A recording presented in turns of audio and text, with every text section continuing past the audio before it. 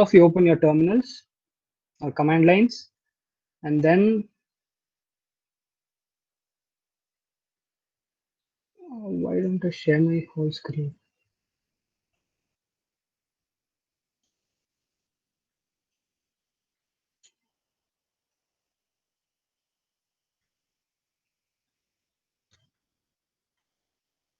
Yeah, all of you open your terminal, and for those in Windows, type Python in the center.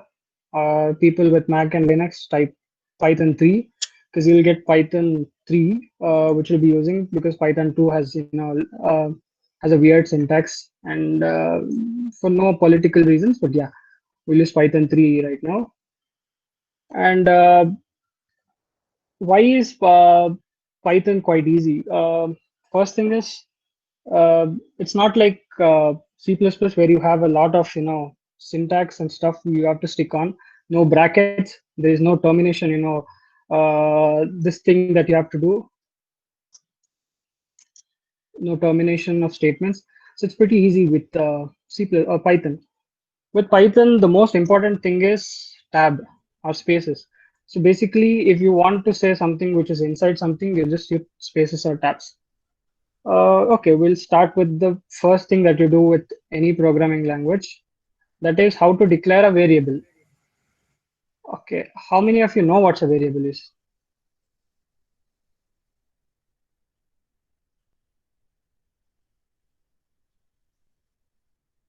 Okay, no one speaking. So variable is nothing but something that holds your data. Okay, so how do you declare a variable?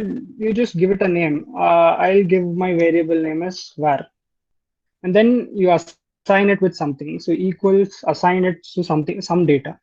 With Python, you don't need to specify which data type you're using. So basically, you can do anything like say Shujan DSC, and if you say var, it will just print it out. You don't need to use print in interpreter. You just call the variable, and it will show you what the value it's holding. And just like C++, even these have data types, but it's dynamically allocated by the interpreter. And how do you check it? You just do type var, and yeah, class is string. So everything in Python is an object, and everything in Python is a class. So the variable var is an object or an instance of the class string. So for people who have just got started, just don't worry about classes and stuff. We'll get into that, in the later parts. Right now, just declare any variables. You can do var is equal to 1, 2, 3, and it will work. So what's the value of variable? It's 1, 2, 3. What else you can do with variables? If you want to, say just a character, you can do character. And yeah, there is no, difference between single quotes and single quotes and double quotes. So both of them work. Variable, yeah, it's a string itself. Yeah, we are done with variables. That's just variables. If you then we'll go type conversions and stuff. So if you want to declare say a number, you just do var of 1, 2, 3, 4. So it's an integer. How do you know if it's an integer? You check its type. Yeah, that's an integer. Now you want to declare a float. How do you declare a float? So you say probably like 3.14. Sorry. And that's a float. How do you know it's a float? You just do type of var and it tells it's a float. Uh, there is no concept of double in Python, so you just have integer and a float. So yeah, so basically they'll fall either into these classes. And then how do you, yes, you can increase the font size. Okay.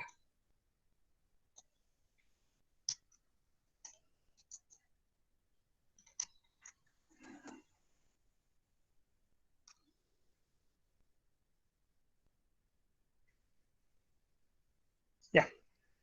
So how do you declare we did integer, float. And how do you declare something very simple like a boolean? You just do true. So boolean just have true or false, right?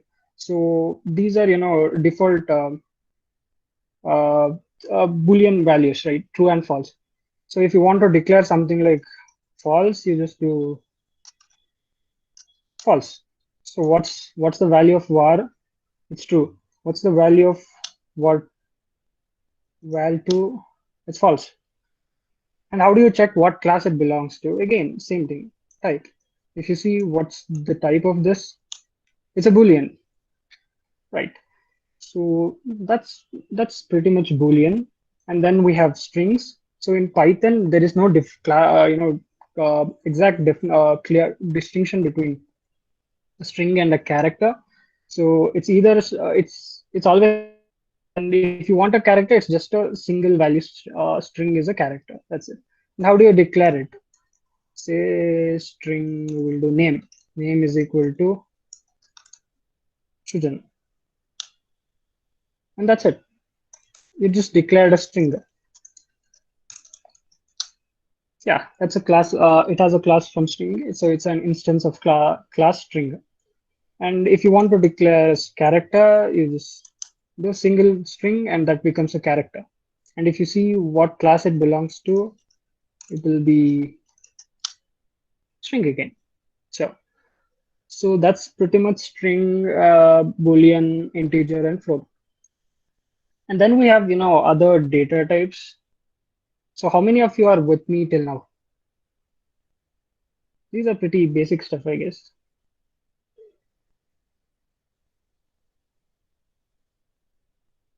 So the best thing about interpreter is, you get the exact output right there. So you don't need to, go outside the terminal, run Python and then run the script. So in IPython or interpreted Python, what you get is you get the output there itself. So, for basic, getting help for a library or getting the source code for such stuff, you can use it. And it's pretty useful there. Yeah, any doubts? How to clear stuff in command? Just do Control L and it will clear it.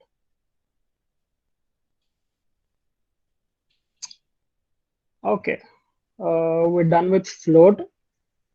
That's just variables. And if you want to declare, exact an empty integer or a float or a string, how do you do that? So in the beginning, I just told everything in Python is a class, and everything you do, it's objects. So what you can do is if you want to declare an empty integer, let's say the integer name is say age, and just you call that constructor. So if you do int of anything, don't pass anything. That's an integer with value 0. The default value of the constructor will be 0. So if you want to declare a integer itself and you want to give it a value, you just give the value to the constructor. Say 13, and if you see what's the age. So it's pretty much the same thing. Both of them makes the same value. Only difference is the way of declaring them is different. That's it. With one, you're just giving it a data type or a data, and it will think dynamically and allocate which data type is suitable for this. With constructors, like if you are saying explicitly int of this thing, it will construct that integer. This can be used for conversions as well. So if you have a string, say if you do an input, we'll go into IO as well. So if you have an input that is in a string, so we'll do age was given as a string 13. Now you want it as an integer. In C++, you do type conversions, right? Something like age, we'll do new age is equal to, something like this. Really sorry with that. Yeah, int of something. Just like that in Python, you just do int of age. And if you see what's new age, oh, that's an integer now. So we just converted, string to an integer. Sometimes, if you try to do something like this, new, how do you say, new num, int of something like 1.3, it doesn't work because it's a float. It can't, pass through a string which has a dot in the middle. So it gives you an error back. So only if you know this your string, if you know your string has just integers, you can do this. So yeah, 1.3 is an integer. How do you convert it into a float? So float is its value, right? So basically, if you want to construct a float value, you just do, we'll call it new float, and you call its constructor. That's it. There you declared a variable called new float, which has a which belongs to float class. And what's the default value given by the float constructor? That's 0.00, 0.0. Okay.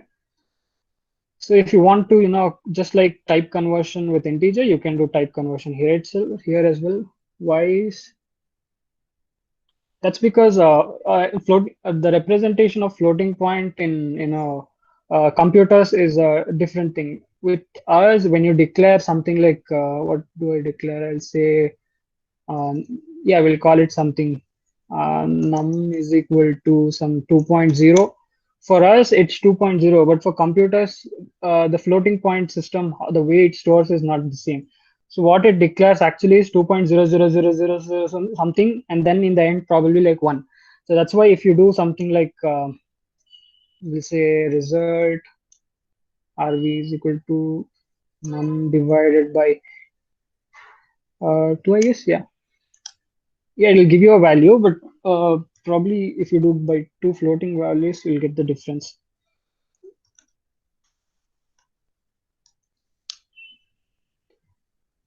We'll do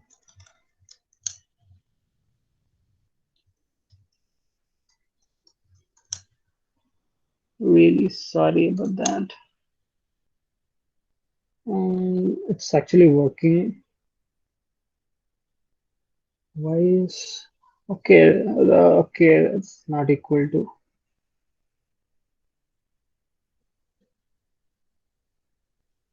We'll do something that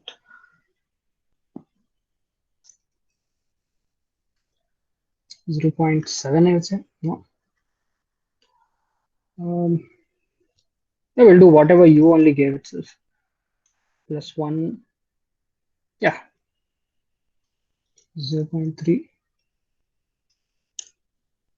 Yeah, it's not the same because actually when you declare 0.1, the thing is it doesn't actually declare it as 0.1, it declares it as 0.111 or something. That's why when you subtract something with that, you get a lesser value. That's why you're getting 0.9. That's why it's not equal to 0. Wait, you're supposed to, yeah, it's this is the other representation for a floating point number. So that's 5.55 e raised to 17 is into 10 power minus 17. So that's not equal to 0. That's why. Did I clear your point? So the thing is, the way floating point numbers are defined in a computer is different. That's why you get this error. Yeah, cool. So where were we? We are at float, right? So type conversion of float. So we'll do new float, float of string. So we'll convert it from a string. So we'll use like 1.3. And if you check what's the value of that, it's 12.3. And if you see what's the data type of that, it's a float. So when you have, point, it'll do the type conversion. You can also declare it in other ways. I didn't mention, I guess. Uh, as we saw the value, you can declare it like something like to 6.023 e raised to minus 23. Some constants in our physics maths. It can be declared like this, and the class that this belongs to will also be float. So that's pretty much with float. If you do something else, then uh, other than giving it another number or an integer, if you give it like float of a, this will break because a cannot be converted into float. It doesn't really make sense, right? So that's it with type conversion with floating. And then even likewise, Boolean, everything can be used, can be also declared with the constructor and be given with the default value. Say state, we'll do state bool. Yeah, this declares uh, state, which is a boolean. Wait, I'm really stammering here. Yeah, the default value of this constructor will be false. So that's it with data types. Anyone have problems till now? I guess not, because it's pretty simple. So with we also have complex numbers. So complex numbers also can be, given. What do we say? We'll say num itself. I'm really bad with naming stuff. We'll construct a complex number. You just give it the constructor and it creates a complex number with value 0j. So that's the value of that's totally zero. Now, if you want to give it a value specifically, say this won't work. So you have to give it 1 plus 1j, because when you give 1 plus j, it thinks j is some variable and it's already declared there. So if you do 1 plus j or k, sorry, 1 plus j, it'll actually break because it tells j is not defined anywhere. That's how you declare a complex number. With complex number, you can add them. So if num is equal to 1 plus 1j, you can add num2 num2 is equal to 1 plus 2j, and you can do num plus num1. That's 1 plus 1 real parts and 1 plus 2 the imaginary parts. If you want the absolute value, that's the mod. You can do apps of num, that's the root of 2, 1.14. So that's it. If you want, more information about what the actually the class is offering you, these built-in functions, you just do help, and wherever we are complex, right? Just do complex. It's the class name, and it gives you a complete documentation of what are the variables that is given by that. So this is the first one. It be the constructor. So it takes a real value and imaginary value. You can try it out as well. So we'll do complex 1 comma 1, and that gives you 1 plus 1j. So that's with complex numbers. Anyone, everyone okay with this up until now? I really want you guys, to put something S or something like that, we can go forward because we have really less time as well. Yeah, cool. So that's with complex numbers. So what do we else have? Strings, right? So we'll start with input and output as well. So how do you take an input? You just call input and it will take the input from you. And where do you store the input? When you take an input, it gives you a data, right? Where do you store it? You store it in a variable. So we'll call it, say, name. And how do you get an input? You call input, and that's it. So now the three arrows has gone, so it's actually waiting for you to give an input. So I'll give my input as 1, 2, 3. So now the variable name is declared or initiated with the value 1.3, 1.123. How do you check? You just call it and it'll say 123. And why is it having the quotations? That's because input will be default taken as a string. So every time anything you give it as an input, it will be in a form of string. You need to, if you want it in form of integer, you just do type conversions and it will give you the form of integer form of that. So that's with input. And if you need to print something else, so you have declared something,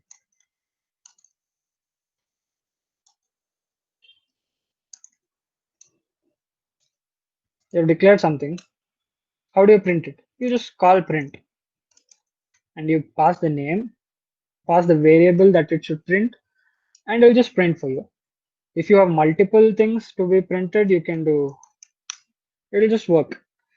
So there is no problem with print function, you giving it different values. You can give int, you can give string, all of them together and it still work. So if you need more details about what are the parameters that the print function also will take, you can do help of print and it'll say there is sep. These are positional, not positional. These are named arguments that the constructor of print function will take. So you can look into this later on. So if you want to get out of the documentation, press Q, it will get you out of that. I'll just clear my screen because it got really messy. Yeah. So all of you okay with input and output? Really basic stuff, guys. Whatever you have done in C and other languages, the same thing. Only thing will be the naming will be different. That's it. Everyone okay till with this? Yeah, cool. So now some important things. So everyone, whenever people are using Python, they'll usually be referring to lists, or whenever you're doing something, sorting or anything with your C also, you'll be working with arrays. So there is no concept. There is a concept of arrays in Python, but the simplest data type that we'll be using all the time is called a list. And how do you call a list? Simple. So I'll do my list. That's my variable name, or an identifier it's called as. So you can construct it in multiple ways. You can do list by using constructor. You can do my list, and you just list delimiters are square brackets. Just give a plain bracket, close it and open it with no variables in it. It declares it as an empty list. Lists are like arrays, but with arrays you have to declare in C and all. You have to declare 50 or 100, something like that, just the number of elements that can be present, because this happens in compile time. But with Python, what it does, it in runtime it compiles into a byte code rather than machine code, and then runs the byte code. So with this, whenever if you want 1,000, you can, it's fine, my list will have 1,000. If you want suddenly, if you want million is fine. All of it works as long as your computer doesn't break. So how do you add a value into your my list or your list? Simple. You can do say. So how do you add something? We have multiple functions. So for those who are good at Python, you'll be knowing these are called accessors. So what they do is, no, these are called mutators. So these are methods built for a class. So if how do you call that? You use a dot operator. And if you want to add something to the list, what do? You call it append. Append is, I guess, similar to add. So appending is always at the end. So append what value? So it takes an argument. That's the value. So I pass 1, and if I see what's my value in my list, so it says 1. Now I want something else. I want 12. Yeah, that will work. So I have 1 and 12. So in C++, just like in C++, all most traditional languages, the indexing in Python starts with 0 and goes till the length of that -1. So the length of this is 2, so it goes from 0 to 2 minus 1. That's 1. So if you want to access that integer or that index value, you just do it simply. Say if you want the first element, you say 0 and it gives you 1. If you want the second element, you say 1 and it gives you that element. If you say something other than that, it gives you an error because there is no element in that index. And there are multiple methods on list also. You can do list.extend if you want to extend. So extend, and this takes an iteral. So if you want to extend that list with another list, so say you have one list already and you got another list from an input or something, you want to append it. So what you do is you just give extend, and I say 1, 2, 3. And if I see what's my list right now, okay, it just got extended.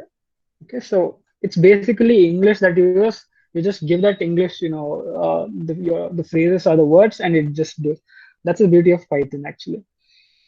And then this is about adding something. And how do you remove something? So how do you remove it? You just pop it, right? So that's how you just call the pop method on that, and it pops. And the pop returns a value that it got popped. So pop also takes an argument. If you don't give it anything, it usually removes the last one, or else you can give it an index. So right now, my list 3 is popped out. So we have index from 0 to 3. So I'll do my list.pop. I want the second one out. So that's 12. So the index will be 1. And if I do that, it pops out the 12. If I see what's my list right now, oh, 12 is gone. Simple as that. So there are multiple methods, if you want to, see where the value is, you can say index and you can pass the value, say 2, and it tells it's at 2. If it got, we'll just add something other number like 73, 74. What's my list right now? 74 is added. If you want to find where now you don't know where the element is, and if you want to find out what the index that element is presented, you just say my list dot index and you call that. 74 was the value I wanted to find, right? So you say 74, it tells third. So third is plus 1 will be the index. So that's the fourth element. So everyone clear with lists? I guess I talk a lot about other methods on this. But the simplest thing should be, append, pop, and extend, and index. These are some of the important ones. There are multiple ones, like you can count how many number of times they're there, you can clear it, you can delete the list. And how do you delete a list? You just del, so it's delete shorten del, and you say which list should get deleted. And now if you say my list, it doesn't exist. So the compiler or the interpreter deleted my list for you. So people okay with lists? Yes, yes, yes, in the chats. Or no, no, no. Remove. Yes, that can also be used. So with remove, what it does is with pop, you give an index. With remove, what you give is a value. So I'll create a list again. My list is equal to 1, 2, 3, 4, 5. And I want to remove instead of indexing, I'll give you a value. So I want to remove the value 4. So then you use my list dot remove, and so it removed the value rather than indexing. So if you want to refer it by index, you use pop. If you want to remove by value, you use remove. Anything else? So there is another, so list, the actual internal thing, what actually happens is just like C++ and etc. Internally, it actually allocates a fixed length of, length of elements that can be there in a list. But whenever you go above that range, Python dynamically creates a new array and then adds it, recreates this array with the extra spaces. So that's why Python, Python list can have n number of values as long as your computer doesn't break. And up until now, I just use numbers, right, with lists. So lists are so unique. List doesn't actually hold a value, but they actually hold the reference of that value.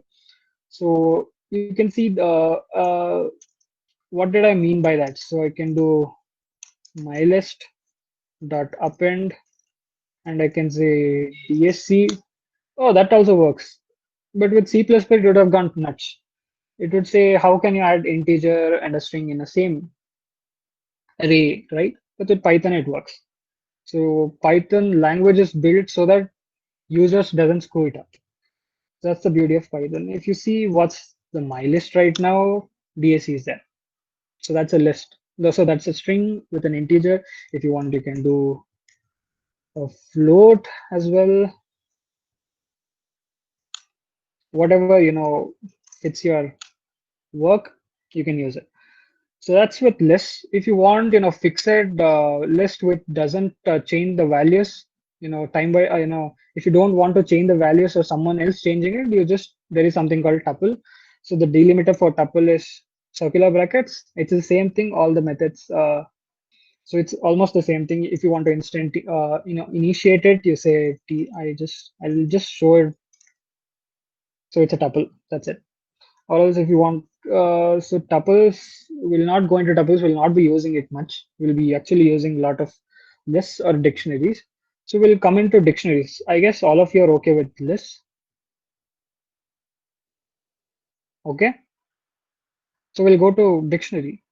So what's a dictionary? So dictionary, uh, like our traditional dictionaries, you find a word, you have a key, right? And you want to find the meaning or whatever noun or whatever it is, you want to find the information about it. You find the key, and you go where the that word is, and it gives you that the description of that.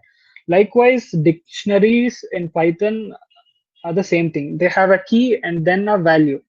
So key is like the word you're looking for, and then the value is something that you wanted to find with the help of key. So how do you declare a dictionary? Everything is almost the same thing. You just call the constructor, and D is a dictionary. If you want to see the type, it's a dictionary, dict class. So how do you add something to a dictionary? So with the constructor, there is multiple ways. If you see the documentation, it gives you can add mapping, or you can give a zip of two lists, and it will work. So here we'll not go much into that. We'll look into that as well. First, we'll adding simple elements.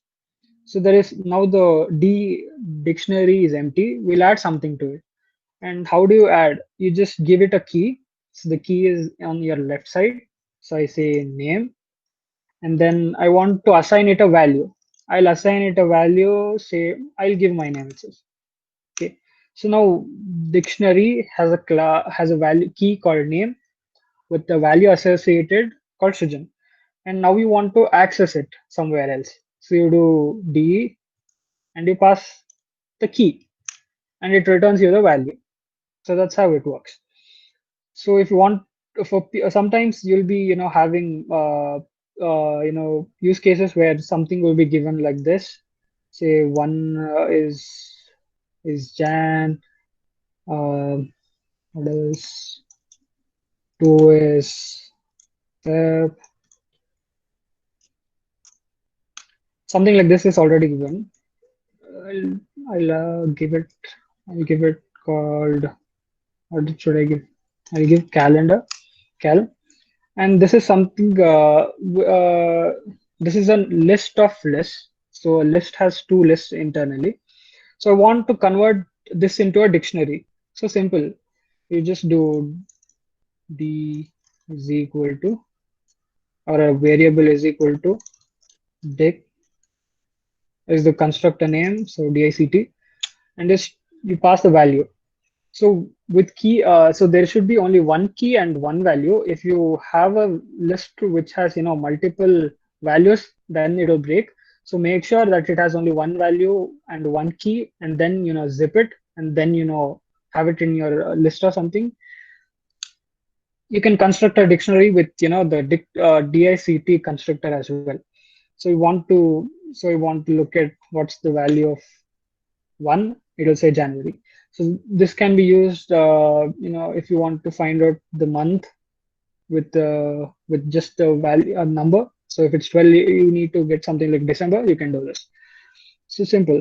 So with dictionaries, you can have dictionaries inside dictionaries. Why dictionaries are actually useful for this course is because in the future we'll be having we have a session tomorrow on Flask, right?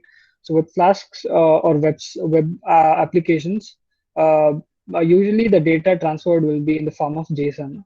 So JSON is similar to a Python dictionary. So with multiple libraries you can pass it and decode it as decode encode it.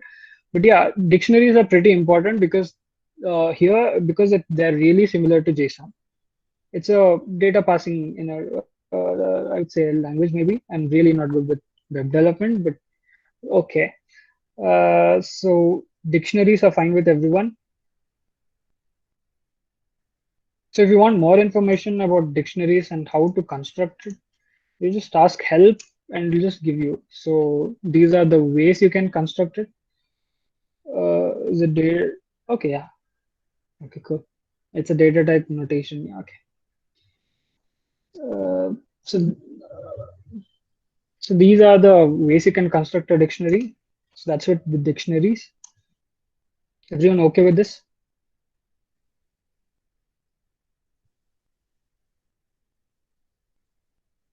Okay, we have a lot to cover, I guess. So we'll go into loops. So what is actually a loop? When do you need a loop? Quick.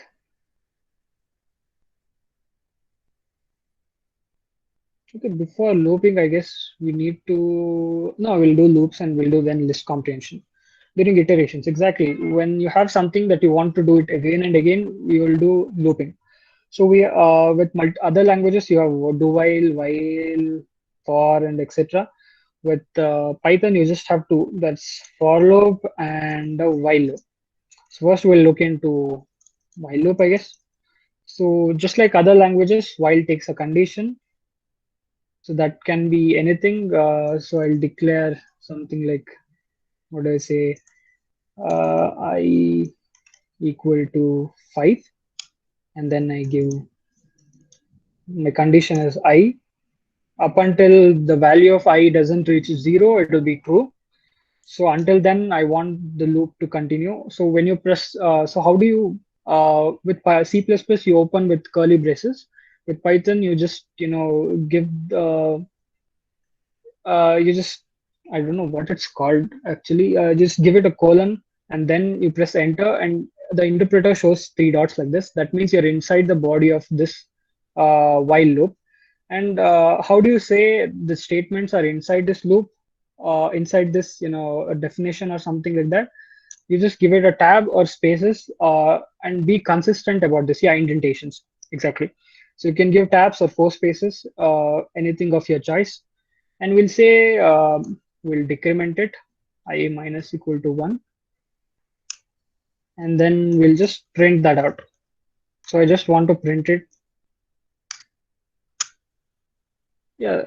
So it started with 4 because I initially decremented it with 1. So it prints up until it gets 0 and it ends the loop.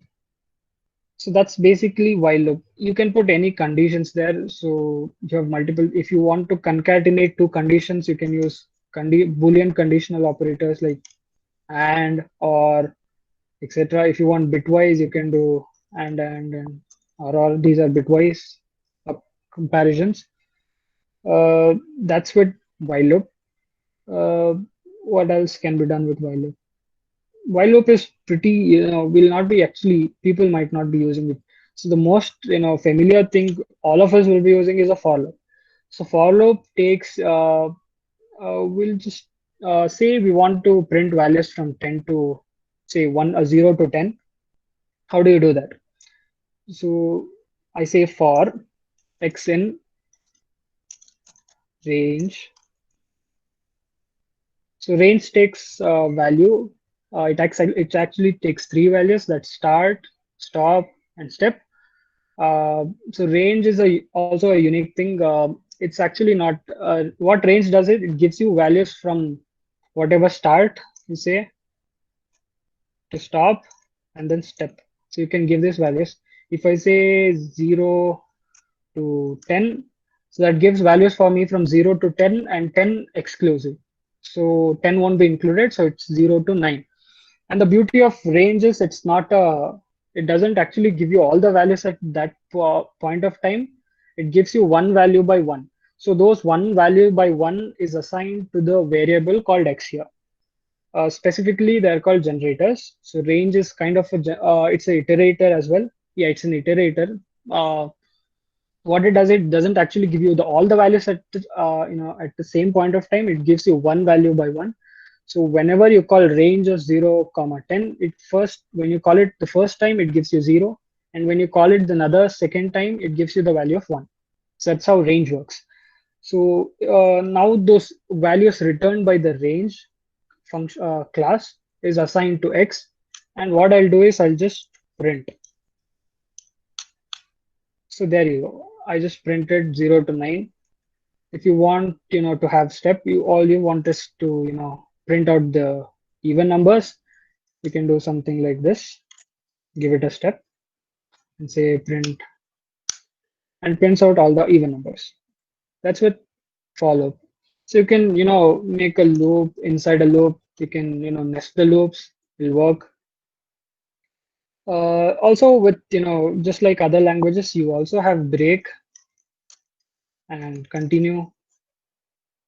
So if you want to break at some point of time, say x in range 0 to 10, if we didn't go to if conditions, right? So yeah, will not go for that part right now. I'll show you. So how people are clear with for loops, they're really similar to while loop. Only thing is you just the difference will be there it takes a condition and here it's a different syntax. People okay with this? I mean, it's really silent. I don't know what's happening. Somebody has to talk. Hello. Everyone okay with this? Yes, Shujan. Okay. Yeah, okay. Yeah, Yeah, okay, all okay. clear. Okay, then that's looping. So looping is when you want to do something, again and again. So now we'll see conditional statements like if you have something, if you get some a value something, say if you get an integer, or say if you get if you get a number which is even and you want to do something, if you get an number which is odd, you want to do something. What do you use? You use a conditional statements. So favorite of everyone. That's if. So if else statements, right? So if takes a condition, so that condition can be anything. So we'll declare something, say if 2, I mean I is equal to 2. If I, so I is not, I doesn't have a value of 0, so it's true. If I is not true, if I is true, what do I want to do? I just want to print it out. Simple. If I isn't true, else doesn't take a condition, you just say print it's 0. So if you run 2 was not 0, so it printed out 1. So it printed out 2. uh, so, so now if you want to have multiple conditions, what you do is if you do a condition, I'll just give placeholder something like that. You just give a condition, you do some statements. And then if you want multiple conditions, you use else if. So in Python, you do elif short, give it a condition, and then you give your statements, and then you have to end it with an else. So there you give some condition or a statement, and you end it and you work.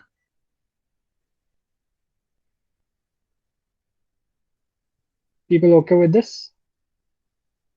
Uh, yeah, you want me, to show you the with an example or this is fine?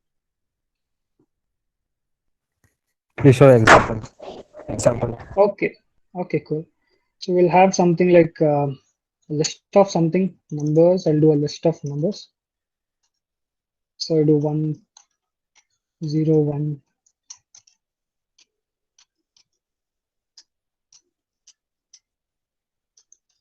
So I have numbers from 0 to 10. So what I'll do is I'll write if else condition.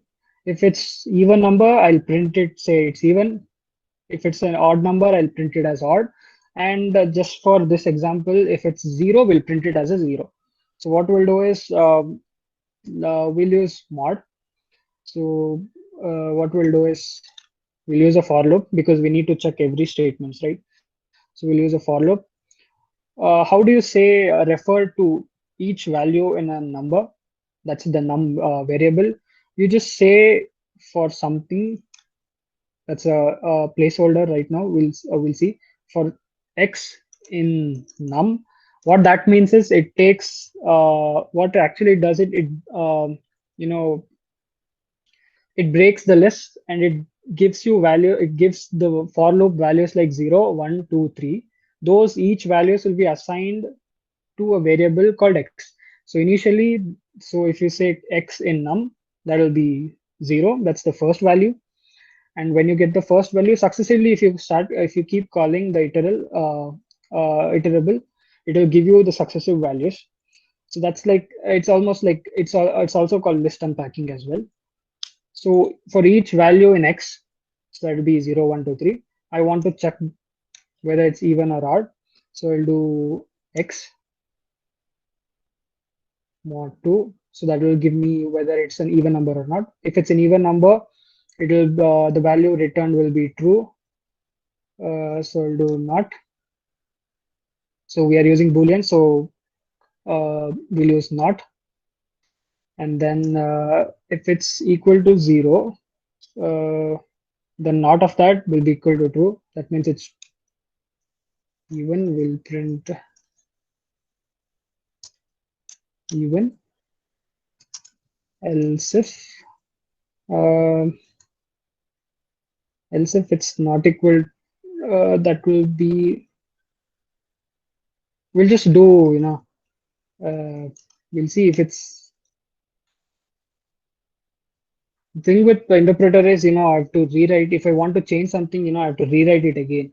So that's the problem with interpreters.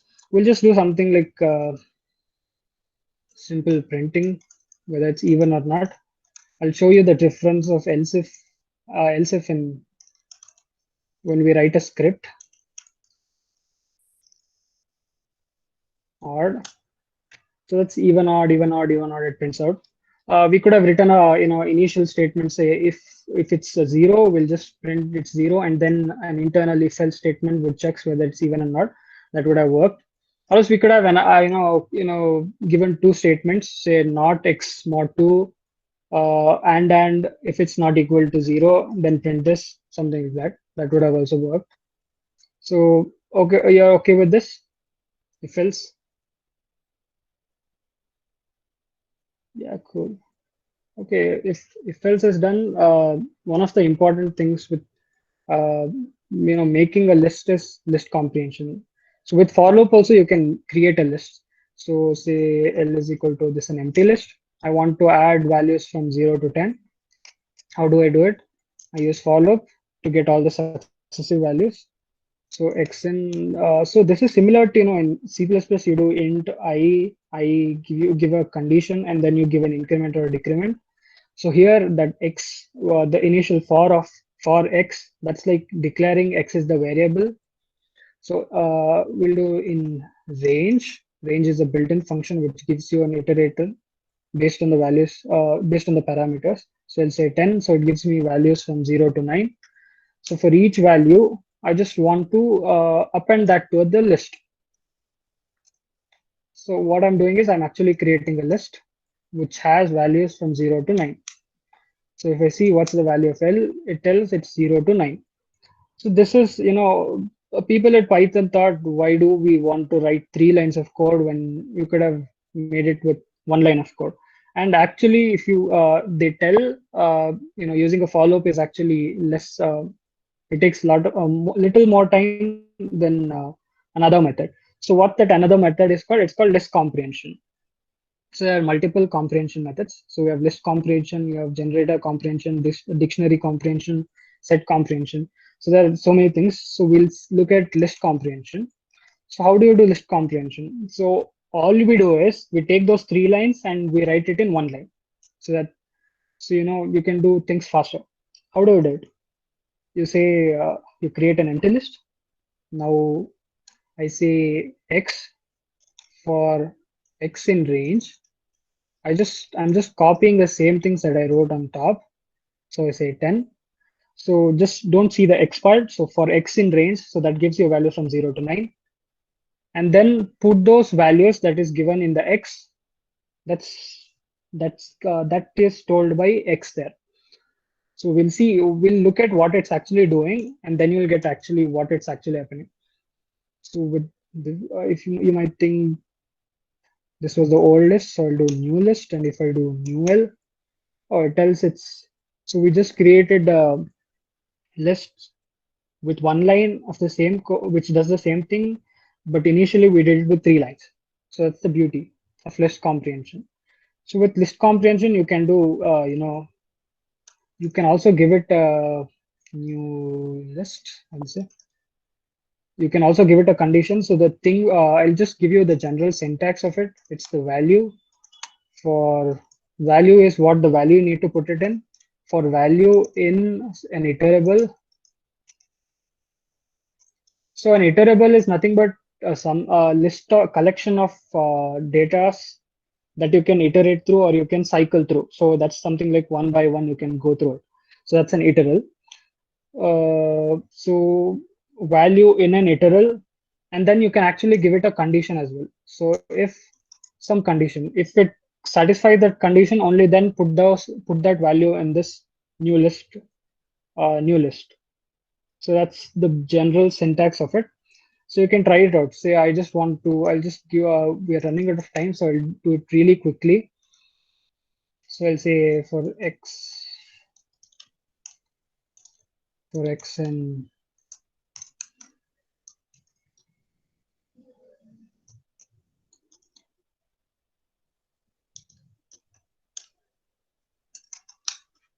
so there you go. So whenever x mod 2 is equal to 0, it becomes false. So the value of x is not added. So that's why all the even values are there and all the odd values are there. I'm sorry, and all the even values are omitted. So that's how easy it's to create a list with what's the method or a type in a way called list comprehension. So everyone okay with this? I mean, this is really, it's really powerful whenever you need to create a list. You can also do, if you want to create a matrix, some position and some part of your programming, maybe you can do list comprehension inside a list comprehension to create a list. You can try it out. If you get any error, you can ask me. I'll be happy to help you. So yeah, that's about list comprehension. Any doubt? A simple list comprehension. Doubts with this? Anyone?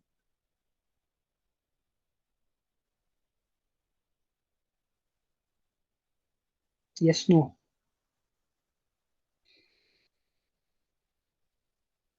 Okay, no doubts. Cool. Uh, so these are basic things. So what actually uh, whenever we wrote a function like for us, whenever we wrote looping like this for x something, we had to rewrite it again and again, and it was a pain in your program computer, your hand, I guess. So you had to rewrite a lot of program. So how to avoid that? So you define something called a function. So what a function does is you write a set of instructions, couple it together, write it somewhere, and you call it whenever you want it again and again. So you want to check whether the number is prime or not, or you want to check whether the alphabet is uppercase or lowercase. You can't write that function again and again, right? Or that condition again and again. So that time you use a function. So you call that function and you pass the variable or that value, say whether this is an even or not, and it'll say whether it's even or not. How do you define a function? With the word, you say define. So define, short for define is def. So that's what I've done. So how do you call that function? You give it a name. So I'll give my name as function, short for function. So it takes some arguments. So these arguments are nothing but the values you pass in. So I'll say right now I'll just do addition of two numbers. So I'll say x comma y. So those two are my local variables in my function, x and y. So whenever someone passes this function x and y, two variables, x and y, I'll just return the value that I just computed. So it's x plus y. So this is just you just defined a function that will add two numbers.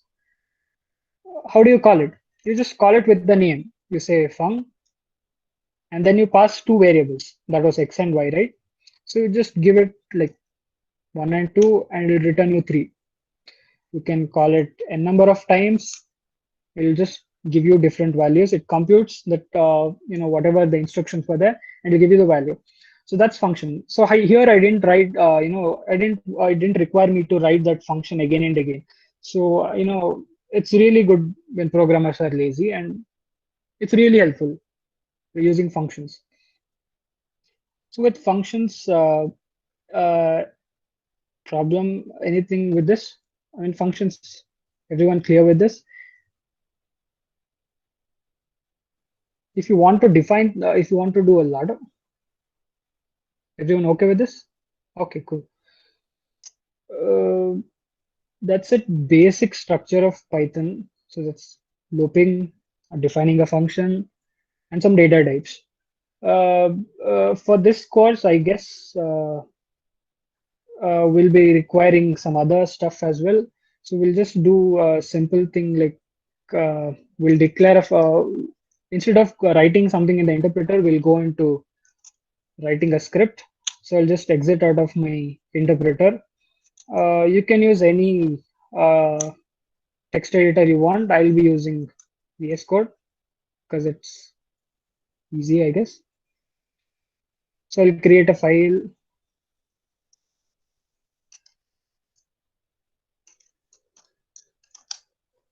So there you gave your instructions one by one. Here you just let me change this to yeah. So here what I'm doing is I'm writing all the instructions in one set of document and then I'll run it together. So that's script. So how do you?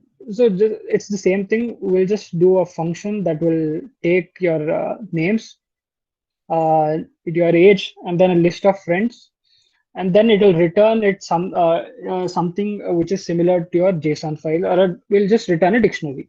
So that's what we'll do today. So how do you do it? So I define something called a function called ID card. And with functions as well, there is like in C and C++, you have named arguments, you can do positional arguments, you can have default arguments. So here we'll just have name with no default. So how many of you are, okay with this? Because we'll just do something, I'll just show you something that I know. You can actually declare the data type of each arguments with a colon. So you say name string, and this will be a string actually. So this will be helpful when someone is using your developer code and they want to write upon something like this, upon this your library. They can call the functions annotations. There is a method for that, and it will tell what are the input data types, and it'll be helpful. We'll just not go for that. We'll just do a simple age, name, and then friends. So friends, I'll take it as this weird thing. So how many of you know what I'm actually doing here? Quick, quick, quick. We just got like 10 minutes more, please. This is, you might have seen something like this. From, yeah, exactly. It takes arcs. You might have seen function definitions like this. So what does actually mean? So how many of you don't know what it actually does? Quick, quick, quick, quick, quick. How many of you don't know? If all of you know, then there's no point. Majority is, I guess. Okay. We'll just, I'll do a simple function. We'll just do it out. Probably people are not telling. What we'll do is we'll take name and how about, yeah, we'll do with this example itself. So what I'll do is I'll just return a string. That string is called, I'll say ID, and that string will be name. That string will be, let's say, is name, and then we'll return a dictionary itself. That's what I was planning, right? So we'll return name, that's the keyword, and then I'll assign it with the value name that was given through me by the constructor, by the argument, function argument. And then I'll declare like age, and then I'll declare it with age itself. That was passed through the function. And now I have friends. So why did I give the 2 stars in the function? Guesses? People who might not know. So that's because I'll only tell off. Because when you have write a function where the number of the parameters are varying, uh, that time uh, you use star rx That's when you don't. These are when you don't have named arguments. So these are like just like if you pass some a list of names, say some 10,000 names, and you don't write a function where you say name one, name two, name three, name four like that. That'll be pain in your hand again. So what you do is you say star of args. What it actually does is it takes all of them, those unnamed arguments, and it packs it into a tuple, and then it assigns it to do something called it into a variable called args. Here you can give it another name. So this is for which doesn't have a value. So these are so we are looking at tuples or strings or tuples or lists here. So why it does the tuple, that's a different point. So we'll not go into that. So what happens when you have named arguments? So I'll say uh, age. I'll just give a list. Say name is this, age is this. Friends. I'll give a list of let's say friend one is some guy name, friend two is some guy's name, friend three is some guy's name. I can't hard code it, right? So for those named arguments, what I do is I give 2 stars. So what it actually does it packs it into a dictionary. Okay, people got this. I mean, I'm okay with this. How many of you got it? Quick. Okay, okay. Okay. So what I'll do is so I just, like I said, it will be a dictionary. So I'll just assign it to friends. And what we'll do is we'll just return this value and we'll call this function. We'll just save it and go to your terminal. Uh, yeah, it's saved there. Go to your file. I mean, cd to our file. These are some basic things. Python 3. And then if I want the interpreter to run after executing my code, return script, I'll give -i, then the file name. If you press tab, it will autofill. And I say def. So now the definition is already converted to pack of bytes. So it's a byte code now. So what I'll do is I'll see I can do same thing that I did with interpreter. I'll do ID card. Really sorry, ID card. It'll tell me it's a function. Now I'll call that function ID card and I'll send name. What the first we'll use positional arguments here. So I'll say name is first thing is Shujan, and then I say my age is I'll do an integer. I'll say 20, and then what I'll do is I'll give friend one. I'll say is equal to x. Friend two is equal to say y. I can keep going on with n number of my friends. Give them a number and something like that and their name, and it'll work. So these named arguments that I'm passing on, these will be packed with the variable that I referred here as friends. So if you call this function, what actually happened? Okay.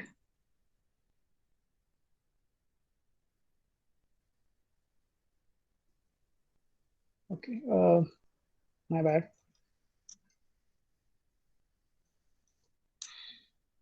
Yeah. You don't give the quotations. You just say the name of that keyword, and it'll just pack it into the dictionary. So here we just returned a dictionary. It tells name is Shujan, age is 20, and friends are so and so.